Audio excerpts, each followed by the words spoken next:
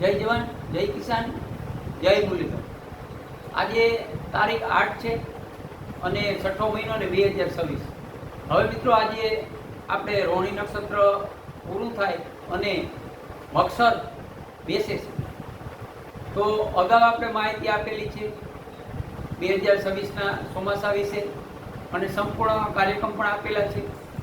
પણ આપણે જે 31 મેથી 6 જૂનની અંદર જે આપણે ઓલ ગુજરાત સૌરાષ્ટ્રની માહિતી આપી હતી, એમાં ખાસ કરી અને આપણે 30 થી 40% વિસ્તારમાં વાવણી થાય તેવી પણ માહિતી આપેલી હતી। જોકે ક્યાંક ને ક્યાંક આપણી માહિતી છે એ ખોટી સાબિત થઈ તેવી પણ આપણે વાત કરી શકીએ અને સ્વીકારવું પણ પડે। કારણ કે એક ફાઇનલ છે મિત્રો કે કોઈ આગાહીકારોએ આ તારીખ નહોતી આપી, પણ આપણે 6 મહિના અગાઉ તારીખ આપી હતી કે 31 મેથી 6 જૂનની અંદર વાવણી લાયક વરસાદ અને પેલી વાવણીનો વરસાદ થાય તે 100% સત્ય છે। પણ આપણે જે વિસ્તાર ધાર્યા હતા એ વિસ્તારમાં વરસાદ નથી થયો। સીમિત વિસ્તાર પૂરતી વાવણી થઈ અને ક્યાંક છાંટાછૂટીને ઝાપટા થયા અને વરસાદી માહોલ બંધાણો। પણ આગળથી પછી આપણે ક્યાંક ને ક્યાંક એવું પણ કીધું હતું કે 8 થી 12 જૂનની અંદર દક્ષિણ ગુજરાતમાં નૈઋત્યનું ચોમાસું પહોંચી જાય અને 12 થી 18 જૂનની અંદર સંપૂર્ણ સૌરાષ્ટ્રની અંદર નૈઋત્યનું ચોમાસું પહોંચી જાય અને મધ્ય ગુજરાત અને કચ્છના લગતા દરિયાકાંઠા વિસ્તાર છે તેમાં પણ નૈઋત્યનું ચોમાસું પહોંચી જાય એવી માહિતી આપેલી હતી। પણ ખાસ આજે મિત્રો આપણે ક્યાંક ને ક્યાંક થોડો ઘણો એમાં ફેરફાર થાય તેવી શક્યતા છે। પણ આપણે જે કાર્યક્રમ આપેલો છે એમાં જાજો ફેરફાર નહીં થાય। અંદાજિત આપણે વાત કરીએ તો 12 થી 18 જૂનની અંદર દક્ષિણ ગુજરાતમાં નૈઋત્યનું ચોમાસું પહોંચી જાય અથવા 2 દી વહેલું પણ પહોંચે। પણ સૌરાષ્ટ્ર અને કચ્છના જે દરિયાકાંઠો વિસ્તાર છે અને મધ્ય ગુજરાત ને ઉત્તર ગુજરાત લગતા ઉત્તર ગુજરાતના વિસ્તારો તેમાં 16 જૂનથી 22 જૂનની અંદર નૈઋત્યનું ચોમાસું પહોંચી જાય।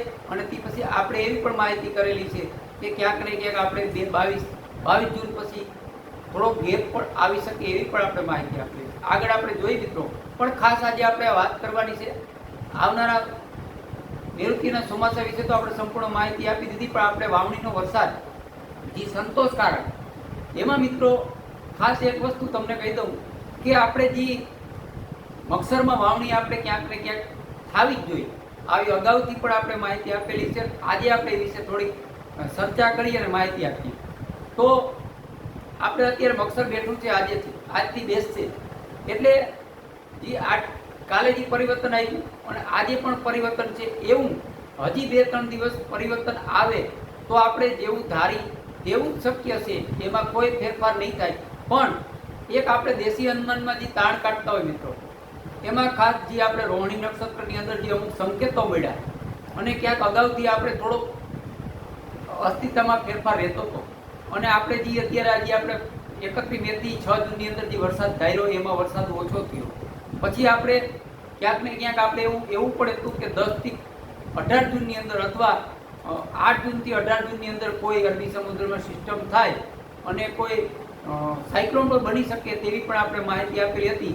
તો અત્યારે 1-2 મોડલ એવા બતાવે છે સક્રિય ત્યાં કાલથી કે આવું બની શકે। પણ આપણે રોહિણી નક્ષત્રના જે સંકેતો મળેલા છે મિત્રો, એમાં મારા અંદાજ પ્રમાણે ક્યાંક હજી આપણે સંતોષકારક વરસાદ પણ 22 જૂન સુધી પણ થાય તેવી શક્યતા ઓછી છે મિત્રો। આ સત્ય વાત છે, કારણ કે રોહિણી નક્ષત્રના અમુક સંકેતો મેળવ્યા હોય અને જે હું તાણ કાઢતો હું એ તમને કહું તો ઘણા મિત્રોને દેશી અનુમાનમાં જોવાના અલગ અલગ અનુભવ હોય, પણ છતાંય આપણે હજી એનો સચોટ અને 100% વાત છે એ આપણે 12 તારીખે નક્કી કરશું કે સત્ય નજીક શું છે।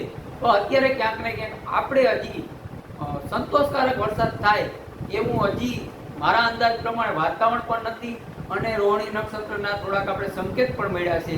પણ હજી આજે મક્ષર બેઠું છે, હજી આપણે 2-3 દિવસ જાય શું હવામાનનો ફેરફાર અને ક્યાંક ને ક્યાંક શું હકીકતમાં કોઈ મોડલ સક્રિય થાય એ પછી આપણે સારી રીતે 12 તારીખે તમને માહિતી આપશું।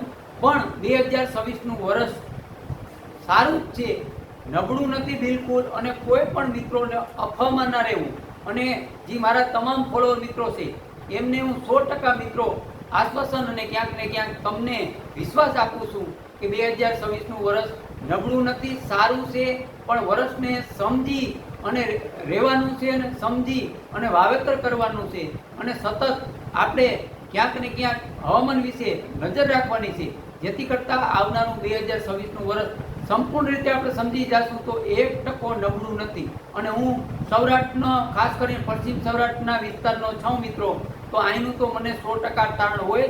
કોઈ પણ મિત્રો ખેડૂત ભાઈઓ છે તેમને અસમજ ઊભી થતી હોય તો મારા નંબર આપેલા છે, મને ફોન કરજો, જેથી કરીને હું તમને સારી રીતે સમજાવી શકું.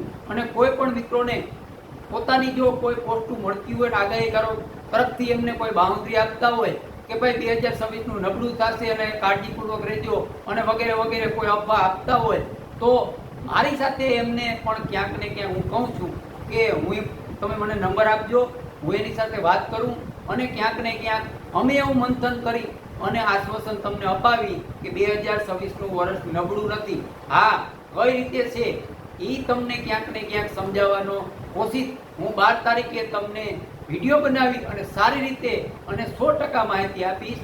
કોઈ પણ અસમજ ઊભી થાય તો મને કોલ કરજો. આપણે આ વિડીયોને પૂરો કરી. જય જવાન, જય કિસાન, જય મુરલી.